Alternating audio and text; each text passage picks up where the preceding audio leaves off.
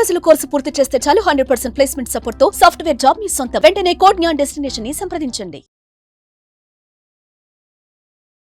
నమస్తే, welcome to Suman TV. నేను మీ Suman TV Usha. 2025 ప్రతి ఒక్కళ్ళు నూతన సంవత్సరానికి సంబంధించి రాశి ఫలాలు ఏ విధంగా ఉంటాయని అడుగుతూ ఉంటుంటారు. అందులోనూ మాస ఫలాలు అంటే ఏ నెల కా నెల ఈ నెలలో ఏం చేస్తే మంచిది, తిదివార నక్షత్రాలు ఏ విధంగా ఉన్నాయని కూడా అడుగుతూ ఉంటుంటారు. సో ప్రత్యేకించి సింహరాశి వారికి కనుక మనం చూసుకుంటే జనవరి మాసాంతం ఏ విధంగా ఉండబోతుంది, ప్రత్యేకించి ఏ విషయాల్లో జాగ్రత్తలు వహించాలో ఉమాగారిని అడిగి తెలుసుకుందాం. నమస్తే ఉమాగారు. నమస్తే అమ్మా. సింహరాశి వారికి మనం చూసుకుంటే ఈ మాసాంతం ఏ విధంగా ఉండబోతుంది అంటారు? వ్యాపార రీత్యా, ఆరోగ్య రీత్యా, ఉద్యోగ రీత్యా, సంతాన రీత్యా, వివాహ రీత్యా అడుగుతూ ఉంటుంటారు కొంతమంది. ఏ విషయాలలో డెసిషన్స్ తీసుకోవచ్చు అంటారు? ఈ 2025 సంవత్సరం వచ్చిన తర్వాత ఈ జనవరి మాసంలో ముఖ్యంగా మాస ఫలితాలు మనం చూస్తే ఎవరెవరికి ఎలా ఉందని తెలుసుకునే ఆసక్తి చాలా మందికి ఉంటుంది. అందులో రాశుల క్రమంలో మనం చూసినప్పుడు ఇప్పుడు వచ్చేటువంటి సింహరాశి, ఈ సింహరాశిలో ఇప్పుడు కనుక మనం కాలచక్రం ఈ జనవరి మాసానికి సంబంధించి ఒక్కసారి చూస్తే 2వ స్థానంలో కేతువు, 5వ స్థానంలో రవి బుధులు, 7వ స్థానంలో శుక్ర శనులు, 8మంలో రాహువు, అదేవిధంగా 10వ స్థానంలో గురుడు, అదేవిధంగా 12వ స్థానంలో కుజుడు. ఇక్కడ సింహరాశి వాళ్ళకి ఈ జనవరి మాసం అంతా కూడా కొంత ఛాలెంజింగ్ పీరియడ్ అని చెప్పాలండి. ఎందుకంటే ఏ ఒక్క గ్రహము కూడా అంతలా యోగించడం లేదు.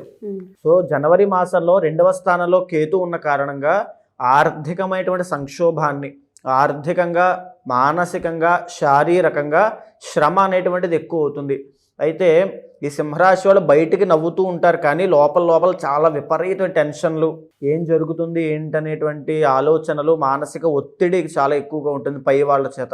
అదేవిధంగా 5వ స్థానంలో రవి బుధులు ఉన్నారు. ఎవరైతే సంతానం కోసం ప్రయత్నం చేస్తున్న వాళ్ళకి కాస్త ఇబ్బందికరంగా ఉంటుంది. సంతానం వల్ల ఏదైనా ఇబ్బంది రావడము, వాళ్ళ కోసము ఖర్చు పెట్టాల్సిన డబ్బుల విషయంలో, వాళ్ళ ఆరోగ్యం విషయంలో జాగ్రత్తగా ఉండాల్సి రావడము, ఇలాగా సంతాన సంబంధించిన విషయాల్లో అన్ని జాగ్రత్తగా ఉండాలి. వీళ్ళ యొక్క నడవడిక కూడా ఏం చెయ్యాలో తెలియక ఏదో ఒకటి చేసి చాలా ఇబ్బంది పడతారండి.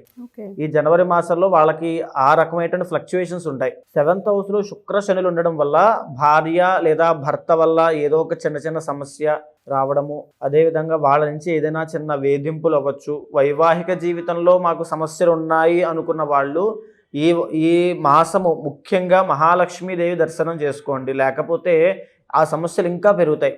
ఆ వేధింపులు, ఆ మానసిక అశాంతి అనేటువంటిది ఇంకా ఎక్కువ పెరుగుతుంది. అదేవిధంగా 8వ స్థానంలో రాహు ఉన్నాడండి. 8వ స్థానంలో రాహు ఉండడం అని అంటే కోరిక చాలా పెద్దగా ఉంటుంది, ఆశలు చాలా పెద్దగా ఉంటాయి. ఏదో చెయ్యాలి, ఏదో కావాలి అనుకుంటారు, కానీ దానికి తగిన ప్రయత్నం అనేది తక్కువ ఉంటుంది. దానికి ప్రయత్నం చేసినప్పటికీ కూడా రిజల్ట్ కూడా చాలా తక్కువ ఉంటుంది. 8మంలో రాహు ఇచ్చేటువంటి ఫలితం ఆ రకంగా ఉంటుంది.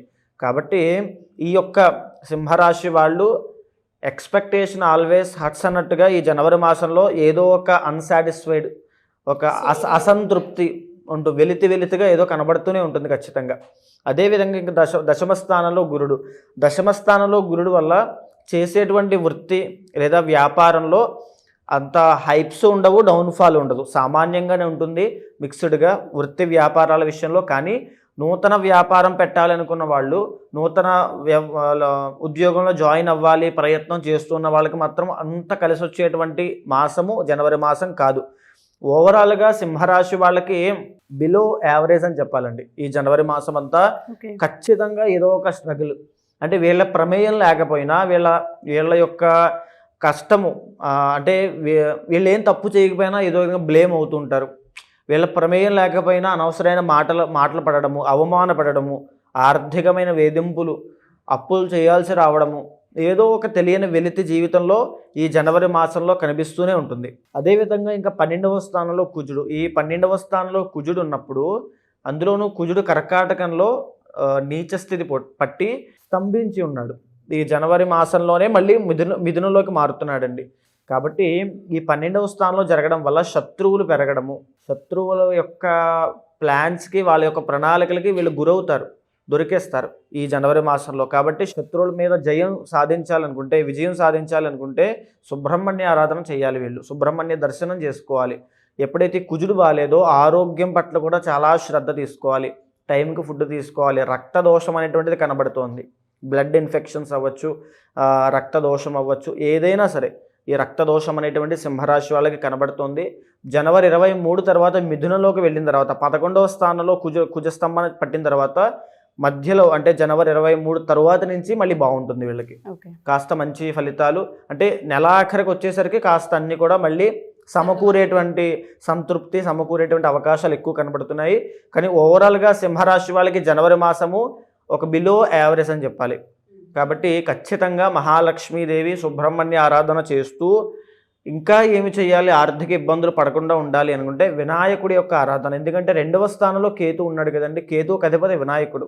కాబట్టి బుధవారము వినాయకుడి యొక్క దర్శనం చేసుకున్న, ఆయనకి గరికతో ఏదైనా సమర్పించి భక్తితో ఏమి చేసినా సరే సింహరాశి వాళ్ళకి ఆర్థికమైనటువంటి సంక్షోభంలో ఇరుక్కోకుండా, రుణాలు చేసేటువంటి ఇబ్బంది రాకుండా ఆర్థికమైనటువంటి స్థిరత్వం అనేది కలుగుతుంది. అంతర్గత జాతకం చూపించుకోవాలనుకుంటూ ఉన్నాము. దీనికి సంబంధించి రెమెడీస్ కావాలి అనుకున్నా, పూజలు చేయించుకోవాలనుకున్నా, కొంతమందికి కాలసర్ప దోషాలు అంటూ ఉంటారు, కొంతమందికి మ్యారిటల్కి సంబంధించి ఎన్ని సంబంధాలు చూసినా వివాహాలు దగ్గరకు వచ్చినట్టే వచ్చి ఆగిపోతుంటాం మనం చూస్తూ ఉంటుంటాము. కొంతమందికి ఫినాన్షియల్ బర్డెన్స్ కనిపిస్తూ ఉంటాయి. ఏ రకంగా చూసుకున్నా ఈ మాసంలో వాళ్ళకి కలిసి వచ్చే అంశాలు చాలా తక్కువగా ఉన్నాయి. కాబట్టి జాతకరీత్యా ఒకసారి మిమ్మల్ని కలవాలంటే ఏ విధంగా అంటారు? ఇప్పుడు నేను చెప్పినటువంటిది మొదటగా చెప్పాను కదండి, గోచారము. మీ ఇండివిజువల్ జాతకంలో ఫర్ సపోజ్ లగ్నము అనేటువంటిది ఉంటుంది. లగ్నం ఆధారంగా జన్మకుండలి D9 ఉంటుంది, నవాంశ, D10 ఉంటుంది, దశాంశ. దీన్ని బట్టి మీ యొక్క మ్యారీడ్ లైఫ్ ఎలా ఉంటుంది, మ్యారిటల్ ఇష్యూస్ ఏమైనా ఉంటాయా, అంటే పెళ్ళైన తర్వాత కలిసి వస్తుందా కలిసి రాదా, ఎలాంటి అమ్మాయి వస్తుంది, ఎలా ఉంటుంది, ఏ దిక్కు నుంచి వస్తుంది, ఉద్యోగం చేస్తుందా, వ్యాపారం చేస్తుందా, కలిసి వస్తుందా, సపోర్టివ్గా ఉంటుందా, ప్రతి విషయము డీటెయిల్డ్గా D9 చూసి చెప్పేయచ్చు. ఈ వ్యక్తి ఏ రకమైన వ్యాపారం చేస్తే కలిసి వస్తుంది, ఎన్ని వ్యాపారాలు చేస్తాడు, ఓన్లీ ఉద్యోగంలోనే బానిసలా బతుకుతూ ఉంటాడా, లేకపోతే వ్యాపారం కూడా చేస్తూ 2 రకాలుగా సంపాదిస్తాడా, అయితే 30 సంవత్సరాల దాకా కలిసి వచ్చి తర్వాత కలిసి రాదా, అంటే ప్రతిదీ కూడా సక్సెస్ కెరీర్ పరంగానే D10 చూసి చెప్పచ్చు. ఓవరాల్ చక్రం అంతా కూడా D1 చూసి జన్మకుండలు చూసి మొత్తం వివరంగా చెప్పచ్చు. అదే దాన్ని సమన్వయం చేసుకున్నప్పుడు మాత్రమే మనం నిర్దిష్టమైనటువంటి పరిహారం చెప్పాలి. అందుకోసం ఇప్పుడు నేను మీకు బాలేదు కాబట్టి నవగ్రహ ప్రదక్షిణ లేకపోతే సుబ్రహ్మణ్య ఆరాధన ఇవన్నీ చెప్పడం వల్ల ఇది తేలిగ్గా చేసుకునేటువంటి పరిహారాలు. ఇవి చెప్పడం వల్ల కాస్త ఉపశమనం కలుగుతుంది. కానీ నిర్దిష్టమైనటువంటి పూజా పరిహారములన్నీ కూడా మీ అంతర్గత జాతకం కూడా చూసిన తరువాత మాత్రమే నేను ఏదైనా సూచిస్తాను. సో ఎవరైనా సరే మా ఈ వీడియో కనుక చూస్తూ ఉంటే సింహరాశి వారు ప్రత్యేకించి ఆర్థిక సమస్యలు చాలా ఎక్కువగా కనిపిస్తూ ఉన్నాయి, అప్పులు పాలయ్యే అవకాశం కూడా ఉంది. కాబట్టి సో వ్యాపార నిమిత్తం లేదంటే పిల్లలకి సంబంధించి హెల్త్ ఇష్యూస్ ఏమైనా ఉన్నప్పటికీ కూడా మీరు కనుక ఏదైనా డెసిషన్ తీసుకునే ముందు అంతర్గత జాతకం కూడా కొంత బేస్ అయి ఉంటుంది. కాబట్టి సో జాతకం చూపించుకొని పని స్టార్ట్ చేయాలనుకున్నా, లేదా పూజలు చేయించుకోవాలి అనుకున్నా, లేదా నవగ్రహ దోషాలున్నా, కాలసర్ప దోషాలున్నా దానికి తగ్గట్టు పరిహారం కూడా ఉండే అవకాశం ఉంటుంది. ఎవరైనా సరే ఉమాగారితో ఒకవేళ జాతకం చూపించుకోవాలి అనుకుంటే, పూజలు చేయించుకోవాలి అనుకుంటే కింద స్క్రోల్ అవుతున్న కాంటాక్ట్ నెంబర్ని కాంటాక్ట్ చేయొచ్చు. Thank you.